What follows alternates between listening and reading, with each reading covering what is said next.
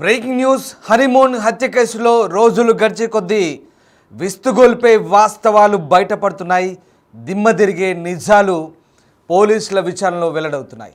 భర్త రాజా రఘువంశిని చంపే ముందు సోనం అనేక కీలక ఆధారాలను అక్కడ వదిలివేసినట్టుగా తెలుస్తుంది. మేఘాలయలోని హోమ్ స్టేలోనే మంగళసూత్రాన్ని వదిలివేసింది సోనం. ఎంగేజ్మెంట్ రింగును కూడా వదిలివేసింది. సోనం సుట్ కేసులోనే మంగళసూత్రం రింగు ఉంది. విచారణలో పోలీసులకు ఇక్కడే ఫస్ట్ క్లూ దొరికింది. అప్పటి నుంచే భార్య సోనమే హత్యకు ప్లాన్ చేసి ఉండొచ్చనే దిశగా పోలీసుల విచారణ ప్రారంభమైంది. అప్పటికీ పోలీసులను సోనం పక్కదాటి పట్టించింది. మరింత లోతుగా విచారించడంతో నిజం ఒప్పుకుంది సోనం. మరోవైపు సోనం తీరుపై పోలీసులు విస్తుపోతున్నారు. భర్త హత్యపై సోనంలో ఎలాంటి పశ్చాత్తాపం కానీ దిగులు కానీ కనిపించలేదు. రాజ్ కుష్వా కోసమే సోనం భర్తను హత్య చేయించిందా లేక మరో కోణం ఏమైనా ఉందా అని విచారిస్తున్న పరిస్థితి కనబడుతుంది. మొత్తం మీద మంగళసూత్రమే అనుమానాలు రేకెత్తించిందనేది పోలీసులకు ధృవీకరించిన పరిస్థితి కనబడుతుంది. మేఘాలయలో చోటు చేసుకున్న హనీమూన్ హత్య కేసు విచారణలో అయితే ఈ విస్తుపోయే వాస్తవాలు వెలుగు చూస్తున్నాయి. రఘువంశీ సోనంలో బస చేసిన హోమ్ స్టే గదిలో పోలీసులకు దొరికిన వస్తువులు కేసు దర్యాప్తులో పురోగతికి దోహదపడ్డాయి. సోనం హోమ్ స్టే నుంచి బయటకు వెళ్ళేటప్పుడు తన మంగళసూత్రాన్ని అక్కడే వదిలి వెళ్ళింది. ఒక ఉంగరం కూడా అక్కడ దొరికిందని స్థానికంగా ఉన్నటువంటి పోలీసు అధికారులు చెప్తున్నారు.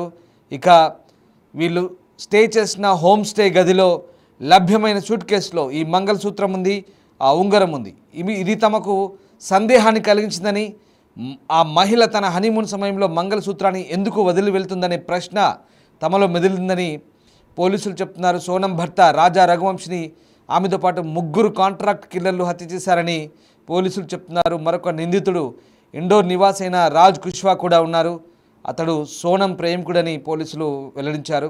సో రకంగా నిందితులు విచారణలో తమ నేరాన్ని అంగీకరించారని పోలీసు అధికారులు చెప్తున్నారు.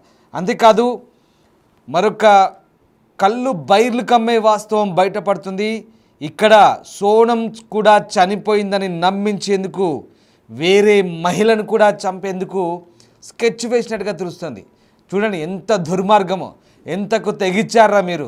నిజంగా అసలు మరొక మహిళను చంపి ఆ ప్లేస్లో, అంటే ఎక్కడైతే రఘువంశీ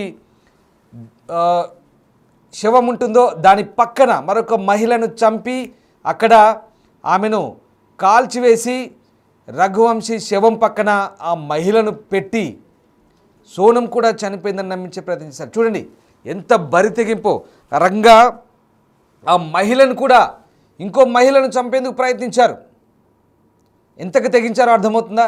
ఇంకొక మహిళను కూడా చంపి సోనమే నమ్మించేందుకు ఆ మహిళను చంపి ఆమెను పూర్తిగా కాల్చివేసి ఈ రఘువంశీ శవం పక్కనే, అక్కడే ఆ డెడ్ బాడీ పక్కనే వేసి ఇదే సోనం అని నమ్మించి ప్రయత్నిస్తారు. తర్వాత ఈ సోనం ఆ కుష్వా ఇద్దరు కూడా నేపాల్ పారిపోదామనుకున్నారు. నేపాలా లేదా ఇంకో ప్రాంతానికో పారిపోయే ఆలోచన. చూడండి ఎంత దుర్మార్గం, ఎంతకు తెగించారో ఒకసారి. స్టోరీలో రోజులు గడుస్తున్న కొద్దీ అనేక విస్తుగొల్పే అంశాలు బయటపడుతున్నాయి. సరిగ్గా కానీ ప్లాన్ వర్కౌట్ కాలేదు. ఎందుకంటే అక్కడ అప్పటికే పర్యాటకుల సంఖ్య పెరుగుతుంది. ఆ ప్రాంతంలో పర్యాటకుల సంఖ్య పెరుగుతుంది. ఆ లోయ దగ్గరికి వచ్చే వాళ్ళ ఆ టూరిస్టుల సంఖ్య పెరుగుతుంది. లేదంటే ఇంకో అమాయక మహిళ ఎవరో బలైపోయి ఉండేవారు. అక్కడ ఆ ప్రాంతంలో ఎవరినో ఎరగా వేసి బలి చేసి ఆ అమాయక మహిళ ప్రాణం తీసి ఆ సోనం ప్లేస్లో ఇదే సోనం అని నమ్మించేవారు. అంతటి బరి తెగింపుకు వాళ్ళంతా కూడా ప్లాన్ వేశారు, స్కెచ్ వేశారు. ఇది 19వ తేదీన మధ్యాహ్నం 2:18 మధ్యలో రఘువంశిని అతడి స్నేహితులు కత్తితో క్రూరంగా దాడి చేసి చంపారు. తర్వాత మృతదేహాన్ని అక్కడే ఒక లోయలో చనిపోయిన పరిస్థితి కనబడుతుంది.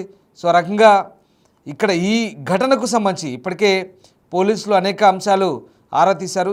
19 కాదు, ఇది 23వ తేదీన జరిగిన ఘటనకు సంబంధించి ఆ రోజు 2 గంటల తర్వాత జరిగింది ఘటన. సో రకంగా వీళ్ళంతా కూడా రఘువంశిని చంపిన వారు ముందుగా కాంట్రాక్ట్ కిల్లర్ కూడా అనుకున్నారు. కానీ వాళ్ళు అటు డబ్బు తీసుకున్నారు, కానీ పక్కా కాంట్రాక్ట్ కిల్లర్లుగా ఇక్కడ మనకు తెలియట్లేదు. కేవలం విశాల్, అలాగే ఆకాష్, ఆనంద్ కుర్మి వీళ్ళంతా కూడా రాజ్ కుష్వాకు స్నేహితులుగా చెప్తున్నారు.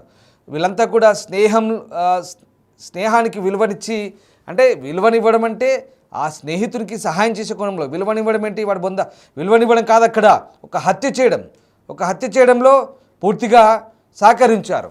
అంటే స్నేహితుడికి సహకరిస్తున్నామనే ఒక కోణంలో ఈ హత్యకు ఒప్పుకున్నారు, కానీ డబ్బు కూడా తీసుకున్నట్టుగా తెలుస్తుంది. అంటే వీళ్ళు పక్కగా ప్రొఫెషనల్ కిల్లర్స్ ఏం కాదు, కానీ కేవలం స్నేహం కోసమే ఈ దురాఘాతానికి పాల్పడ్డారు. అంతేకాదు ఇంకో మహిళను కూడా అనవసరంగా మరొక అమాయక మహిళ, ఎవరో మేఘాలయ మహిళ బలైపోయేది వీళ్ళ దురాఘాతానికి, వీళ్ళ ఆలోచనలు. కానీ అది తప్పిపోయింది. సో ఈ రకంగా ఇక్కడ ఇన్ని కోణాలు బయటపడుతున్నాయి. ఒకటి మంగళసూత్రం, రింగు, ఆ ఎంగేజ్మెంట్ రింగ్ కావచ్చు, మంగళసూత్రం కావచ్చు, పెళ్లి జరిగిన తర్వాత పెట్టుకునే రింగు, ఎంగేజ్మెంట్ రింగో పెళ్లి రింగో సంవాట్ ఏదైనా. తర్వాత మంగళసూత్రం, ఈ రెండు కూడా తీసేసి ఆ హోమ్ స్టేలో అక్కడి సూట్ కేసులో పడేసి వెళ్ళిపోయింది.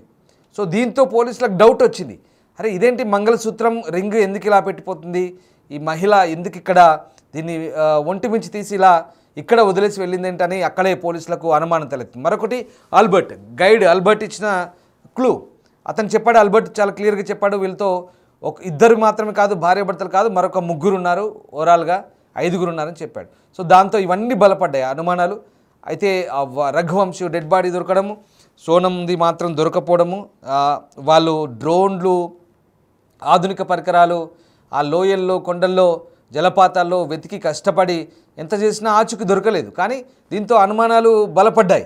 ఈ రకంగా ఇప్పుడు మంగళసూత్రం కూడా ఇదొక అనుమానంగా మారింది అక్కడ పోలీసులకు. దీంతో విచారణలో అసలు విషయం వెల్లడింది. సో మొత్తం మీద సోనం కేసులో అనేక ట్విస్టులు అయితే బయటపడ్డాయి.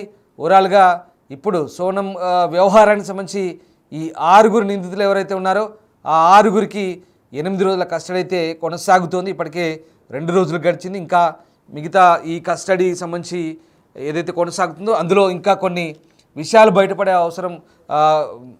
బయటపడే ఆవశ్యకత కనబడుతుంది. ఎందుకంటే రోజులు గడిచిన కొద్ది అనేక కొత్త అంశాలు అయితే వస్తున్నాయి. చూడాలి ఇంకా ఎలాంటి కోణాలు బయటపడతాయో, ఇంకెలాంటి దుర్మార్గపు ఆలోచనలు చేశారో. ప్లాన్ ఏ మర్డర్ చేయడం, ప్లాన్ బి వాళ్ళతో కాకపోతే తానే మర్డర్ చేస్తా అని సోనం అనుకోవడం, ప్లాన్ సి ఇవన్నీ కాకపోతే నేపాల్ పారిపోవడం. సో ఇన్ని ప్లాన్లు ఉన్నాయి.